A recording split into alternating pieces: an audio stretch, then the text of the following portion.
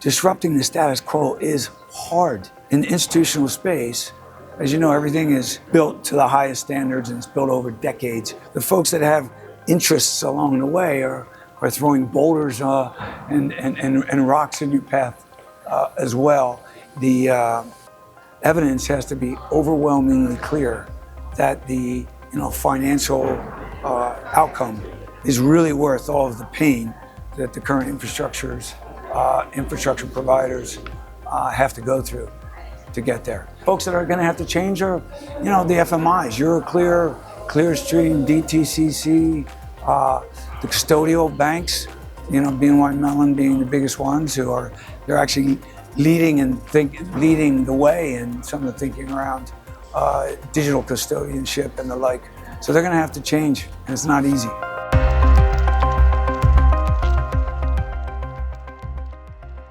How has R3 adapted to the blockchain and DLT industry? From the start, we were founded on the principles of using the technology to power institutional finance, specifically regulated financial markets.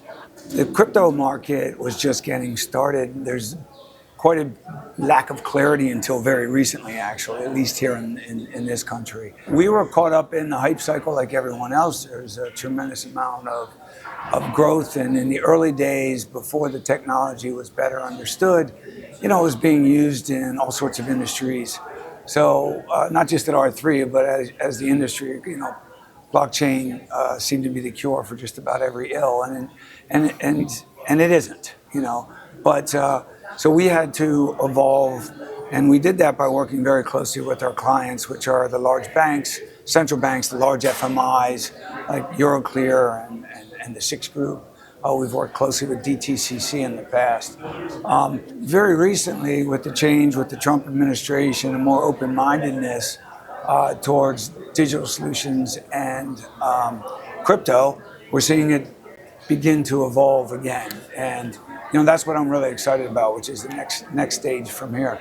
What are your clients' primary concerns? The big themes now are around collateral mobility, margin optimization, and the like. But we have a platform, HQLAX, which was started with us at R3, and Clearstream and then invested, and so did a bunch of banks, Goldman, Citi, JP Morgan, Barclays, HSBC, BNP. I'm going to leave a couple out. And what that's about is really trying to free up collateral that's stuck in various geographically bound CSDs.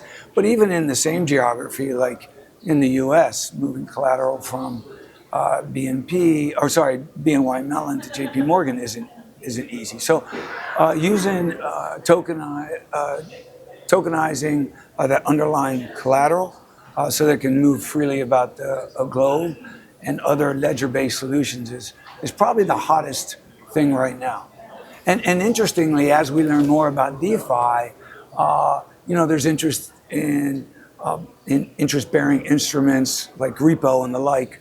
So there's a new potential opportunity for collateral mobility into that space as well.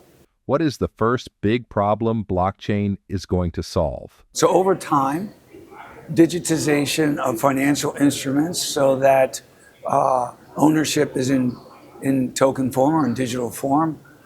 It creates all sorts of opportunities. So what I mean by that, not just digital bonds, but also digital representations of equities so that I can trade 24 hours a day and so it can move about the globe freely is a huge opportunity, but it's going to take some time. In the short run, as we solve for kind of digital money, we can do things like intraday repo, short-term repo for balance sheet adjustments intraday, which is very exciting. And it's still along the lines of lowering friction so that these securities can move about freely, cheaply, and you get rid of a lot of the traditional infrastructure, which is both exciting and challenging. And of course, if you have, if you have a business in the CSD world or in other parts of traditional infrastructure, you're going to have to adapt with the time. So getting the industry behind it is like herding cats a little bit. But financial gain is so clear now that I think it's just inevitable. It's just a matter of time. What is R3's role in the digital finance space? R3 has spent the last decade doing like the really hard work on TradFi, which is working with these big banks and infrastructure providers to understand how the technology can be used and to integrate with them, okay? Now, DeFi and Web3, whatever that means, the crypto space, is completely uninhibited by any of that, right? So they have done some really cool and innovative things around AI agents and trading modalities that doesn't exist in traditional finance. So what we're really excited about and we're very confident about over the next 5 years is that we will be able to provide services and tradable instruments into that DeFi market within the regulatory constraints, because AML, KYC is not going away. So we're really excited about how to tap into that market. Now it's a couple $1 trillion. It's not huge, but there's some really innovative stuff going on there that I think that I guess the tail can wag the dog in some ways. And I think that R3 is, as the biggest and largest company in the space with over 10 billion in what they call TVL, which is total value on ledger, and 1 million transactions a day and about 30 live applications. We think we can drive a lot of product into that DeFi space. What has R3 done to lead the tokenized real-world asset market? The success we've had to date has been, we've been at it for a decade, and it's been a grind and it's been hard, but it was kind of like never give up, never surrender, and keep going. And, you know, being early in the space is a double-edged sword. We're very well positioned now. And one thing I can tell you, and you would know this with your experience, is once you're providing critical infrastructure, like look at the Swiss exchange, SIX, has a digital exchange called SDX that's built on Corda. You know, we've worked with them for years to establish their fully digital exchange. It's not easy for them to move off Corda. That doesn't mean we should rest on our laurels, but where we're established and the type of stats you're talking about, these are large organizations that have implemented Corda into their core systems, and that's a really solid base.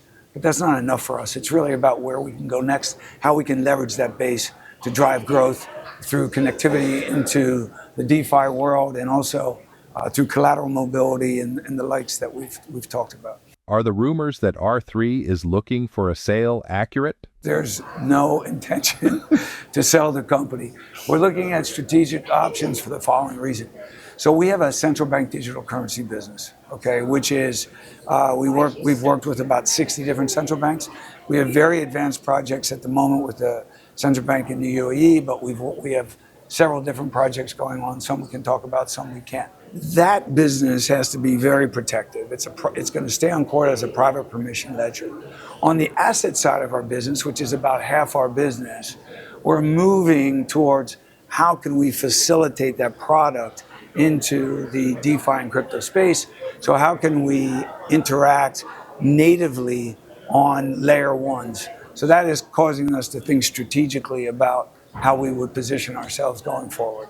How are you dealing with geopolitical tensions? Trying to keep our head low and remembering our place in the world. We're just a technology provider. I'm an American, I live in London, very sympathetic to some of the pain and suffering going on in Europe now as they try to figure out what the new world order is. But for us, you know, we serve clients here in the US, we have clients in Asia, a lot in the Gulf states. The Gulf states are interested in connectivity to the East, including China. We just provide the technology to empower the strategy of these countries. And of course, we clearly avoid any country that's obviously on an OFAC list, or any other country that is that would create an issue for us as an American company.